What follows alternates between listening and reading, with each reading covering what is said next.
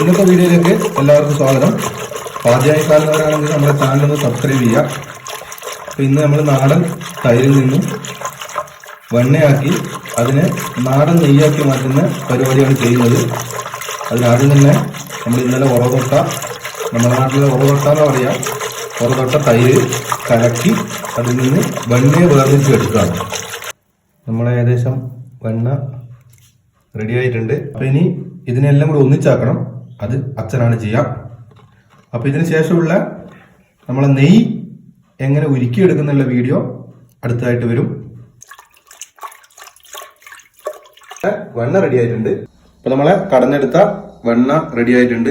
ഇനി ഇത് ഉരുക്കിയിട്ട് നമ്മൾ നാടൻ നെയ്യാക്കി മാറ്റുകയാണ് ചെയ്യാം. അപ്പൊ അത്യാവശ്യം നമുക്ക് നല്ല നാടൻ നെയ്യ് ആവശ്യമുള്ളവർക്ക് 500 ml നമ്മൾ എടുക്കുക അവൈലബിൾ ആണ്. 500 ml 600 രൂപയാണ് റേറ്റ് വരുന്നത്. എന്റെ നമ്പർ കൊടുക്കാം.